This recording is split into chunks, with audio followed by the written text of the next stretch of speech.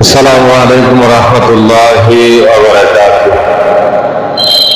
الحمد لله وكفى وسلام على عباد الذين اصطفى أما بعد فأعوذ بالله من الشيطان الرجيم. بسم الله الرحمن الرحيم. ومن أحسن قولا ممن دعا إلى الله وعمل صالحا وقال إنني من المسلمين. ولتكن منكم أمة يدعون إلى الخير ويأمرون بالمعروف وينهون عن المنكر وأولئك هم المفلحون. وقال النبي صلى الله عليه وسلم: أنا خاتم النبيين لا نبي بعدي. وصدق رسوله النبي الأمي الكريم، ونحن على ذلك من الشاهدين والشاكرين والذاكرين والحمد لله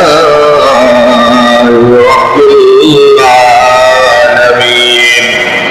মহান মালিকের দরবারে, যিনি আসমান জমিনের মালিক, জান্নাত জাহান্নামের মালিক, সমস্ত ফেরেশতাদের মালিক, সমস্ত রূহকে যিনি বানাইছেন, সমস্ত মানুষের হায়াত যিনি বানাইছেন, ওই মালিকের দরবারে যিনি আমাদেরকে এখনো সুস্থ রাখছেন, জীবিত রাখছেন, কালিমাতুশ শুকর উচ্চ আওয়াজে আদায় করি আলহামদুলিল্লাহ। আল্লাহ পাক আমাদেরকে পবিত্র জুমার দিন, গরিবের হজের দিন মসজিদে নিয়ে এসেছেন অসংখ্য লোক থেকে, এই জন্য দিন থেকে আবার শুকরিয়া আদায় করি আলহামদুলিল্লাহ। বিশ্বনবী মুহাম্মদুর রাসূলুল্লাহ, সকলে বলেন সাল্লাল্লাহু আলাইহি ওয়াসাল্লাম, যে আমাদেরকে বিশ্বনবী মুহাম্মদুর রাসূলুল্লাহ সাল্লাল্লাহু আলাইহি ওয়াসাল্লাম যে আমাদেরকে মানবতার মুক্তির দূত, হাসর মাঠে নবীর শাফায়াত ছাড়া একটা লোক জান্নাতে যেতে পারবে না।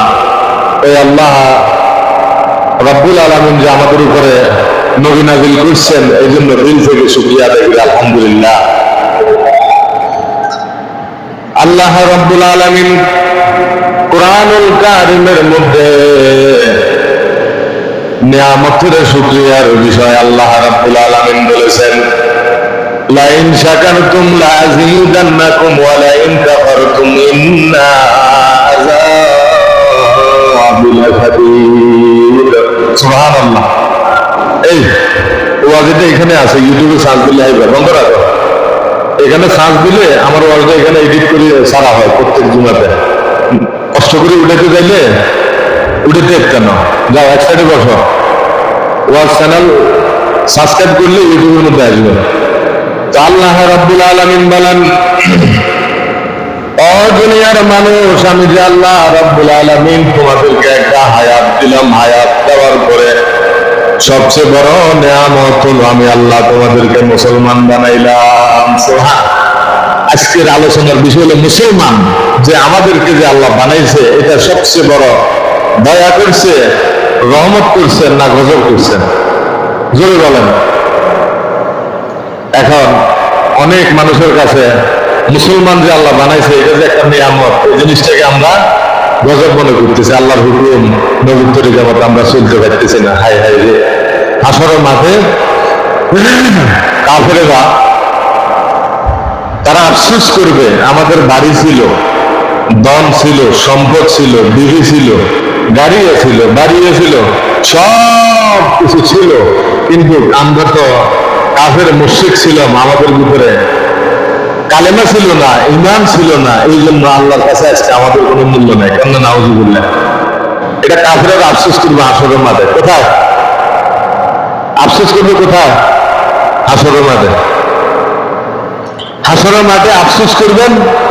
তো এখন চিন্তা করেন,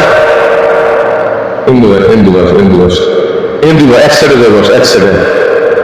তো হাসরের মাঠে আফসোস করবেন যে আল্লাহ রাব্বুল আলামিন আমাদেরকে দুনিয়াতে সব কিছু দিয়েছেন, এরকম ভাবে গাড়ি ছিল, বাড়ি ছিল, নাজ নিয়ামতের কোনো কিছু অভাব ছিল না, কিন্তু আমাদের ভিতরে ঈমান ছিল না। কি ছিল না?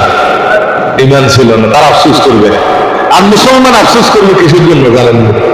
এটাও কোরআনুল কারিমে আল্লাহ রাব্বুল আলামিন বলে দিয়েছেন যে মুসলমান আফসোস করবে আল্লাহ আমাদেরকে ইসলামের মতন একটা নিয়ামত দান করছেন, নবীর শেষ নবীর উম্মত হওয়ার তৌফিক আল্লাহ দিয়েছেন, কিন্তু আমরা মুসলমান হওয়ার পরে যে আমরা নেক আমল করলাম না, আল্লাহকে চিনতে পারলাম না, আমাদের মতন দুর্ভাগ্য গোপাল এই আসমানের নিচে জমিনের উপরে হাসরের মাঠে আর কেউ নাই। কারণ আমরা তো দুনিয়া থাকা অবস্থা আল্লাহকে চিনতে পারি না। প্রত্যেক মুসলমান ওই দিন একটা আফসোস করবে, কাফিররাও আফসোস করবে, মুসলমানেরাও আফসোস করবে। তো এখন চিন্তা করেন কারা আফসোস করতো না?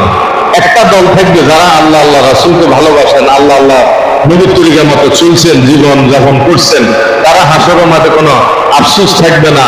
লা খাউফুন আলাইহিম ওয়ালা হুম ইয়াহজানুন, তাদের কোনো চিন্তা থাকবে না, পেরেশানি থাকবে না। হাসরের মাঠে আল্লাহ রাব্বুল আলামিন তাদেরকে বিনা হিসেবে জান্নাত দান করবেন। বলেন না সুবহানাল্লাহ? হ্যাঁ, তাহলে চিন্তা করেন এখন মুসলমান যে আল্লাহ আমাদেরকে বানাইছেন, এটা সবচেয়ে বড় একটা নিয়ামত। এটা সবচেয়ে বড় কি? নবীজি ৪,০০০ বছর আগে আল্লাহ রাব্বুল আলামিন নবীজির জবান থেকে বলেছেন, মান ক্বালা লা ইলাহা ইল্লাল্লাহ মুখলিসান দাখালাল জান্নাহ। দুনিয়ার মানুষ আল্লাহর গোলাম, নবীর উম্মতের দল। এই জমিনের ভিতরে কেউ যদি ইখলাসের সাথে একবার কালেমা পড়ে লা ইলাহা ইল্লাল্লাহ মুহাম্মাদুর রাসূলুল্লাহ, নবী বলেন দাখালাল জান্নাহ। কেউ যদি একবার কালেমা পড়ে আমার আল্লাহ রাব্বুল আলামিন তাকে জান্নাত দিয়ে দিবে। সুবহানাল্লাহ। তাহলে চিন্তা করেন, জান্নাত দিয়ে দিবেন ওই কালেমা আল্লাহ রাব্বুল আলামিন এই